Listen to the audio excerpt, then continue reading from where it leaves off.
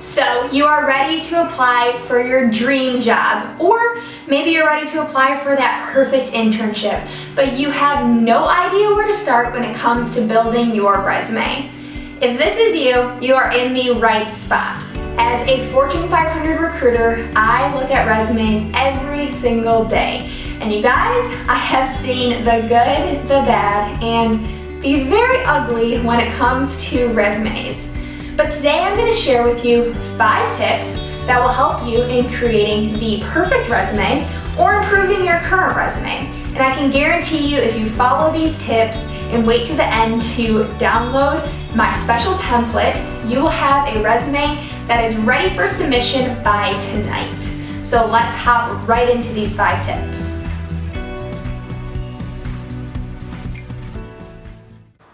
Tip number 1. Quantify wherever and whenever you can in your resume. And what I mean by quantify is showing numbers, to show what you did and show what you achieved rather than just saying it.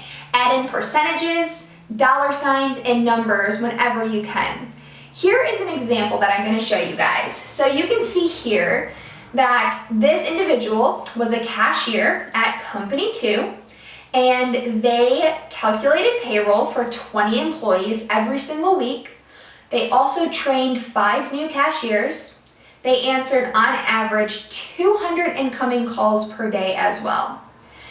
This is a perfect example of quantifying. This is showing the recruiter or that hiring manager what they did rather than just saying what they can do. So quantify, quantify, quantify. Wherever you can within your resume, this is extremely important. Okay guys, tip number 2. This is a big one. Keep it to 1 page when you can. If you're writing your resume and you just have a lot to say, please try to condense that to 1 page. This is super important for a few reasons. Number 1, recruiters have hundreds of resumes they go through every single day. The chances of them looking at a 2-page resume are slim. Keep it to 1 page when you can, especially if you are a college student or just graduating and you don't have a ton of experience. Now, what I will also say is if you are extremely tenured in your career and you do need 2 pages because you have so many accomplishments, that is okay. That makes sense. But if you can keep it to 1 page, that is always preferred. Moving on to tip number 3, and this is the contact info section.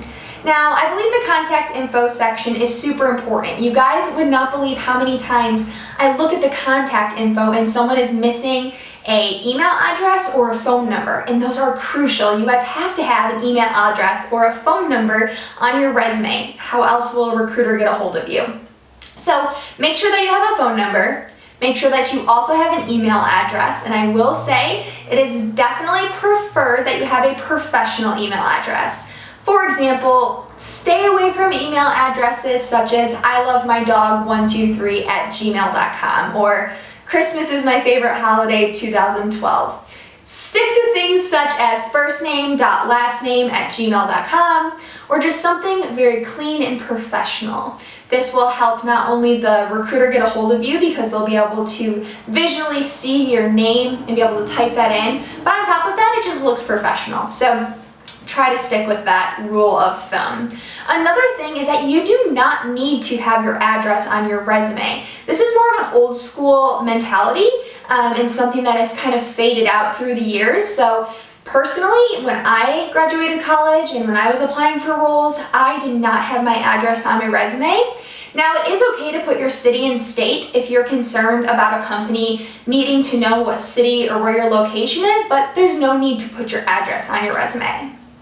And something very important I would suggest instead of putting your address is having your LinkedIn URL. So making sure that if you have a LinkedIn, which I highly suggest you getting one, if you have a LinkedIn, that you have that URL right at the top in your contact information so that the hiring manager can easily go to your LinkedIn page and connect with you.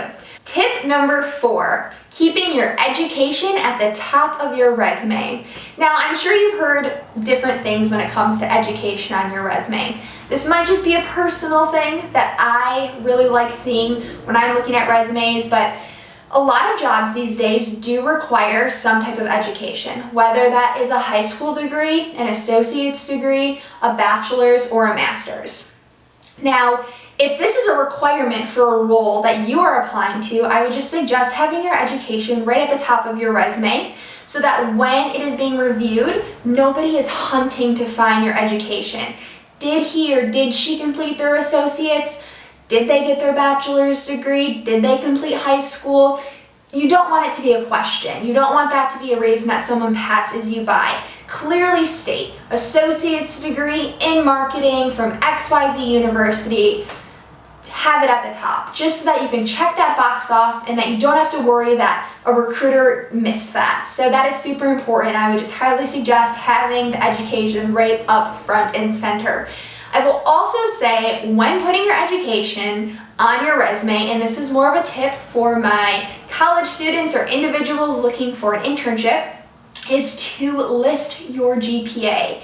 I am absolutely sure you have heard tons of mixed reviews on this.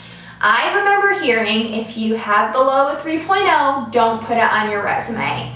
Personally, I disagree with that wholeheartedly.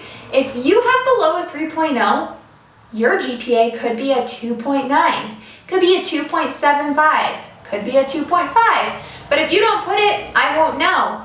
If you don't put it, that kind of allows me to assume it's anywhere between a 1.2 to a 2.9, which is a huge gap. That is between a failing student and a C+ student. So I would just highly suggest putting your GPA on your resume. No matter what, a company, when they hire you, you're most likely going to have to go through a background check, and your transcripts will be sent to your company no matter what. So just put your GPA on your resume. I don't think it can hurt you personally, but if you prefer not to, that's your choice. And my final tip is tip number 5. This is formatting. I would say this is probably the most important tip and probably the most time-consuming part of creating a resume, making sure that your formatting is beautiful and easy to read. And formatting, there's a lot that goes into it. Fonts, bullet points, making sure you don't have paragraphs for your job descriptions. You don't even want to have job descriptions. You want to have accomplishments in what you did in that role. And that kind of goes back to the quantifying portion. But keeping those in bullet points, making sure you have clearly defined sections, education, relevant work experience, volunteer opportunities, making sure that everything is clearly visible, easy to read, pleasant to the eye. That kind of goes to font. I will say my favorite font to see on a resume is Cambria. Just a little insider tip, but every recruiter is different. I just love Cambria. It's really easy to read and allows the eye to just skim through the resume with no issues. So those are my 5 tips, but I did promise you guys a 6th tip. And this is a big one for me, and something that I actually am surprised that I see so much of, which is when individuals save their resume as a Word document rather than a PDF. My tip is to always save it as a PDF. And there's a lot of reasons for this, but the biggest reason is that you worked so hard on your formatting, you worked so hard on your resume. If you don't save it as a PDF, you can pretty much guarantee when you upload it to that company's website, the formatting is going to get messed up, because Word documents, 9 times out of 10, the formatting does not show up in a company's database. It's usually very messy, everything is scrambled up, hard to read, and that's just due to, I guess, like the functionality of these systems that all these companies are using. So if you save it as a PDF, I can promise you it's going to show up beautifully, the exact way that you formatted it, and there's going to be no issues. So just do yourself a favor and save it as a PDF. It will make everyone happy. I promise it'll make the recruiter or the hiring manager super happy too. Super easy to view a PDF form. And one more thing I want to offer you guys today is my personalized resume template that I created years ago. It took me a lot of time. I put a lot of work into it to make it clear, concise, and easy to read. It is my bestseller on Etsy, and I would love for you guys to check it out and download it and maybe even use it for your personal resume. So I will drop the link below in the description section, and you can head to my Etsy shop and download that resume for yourself.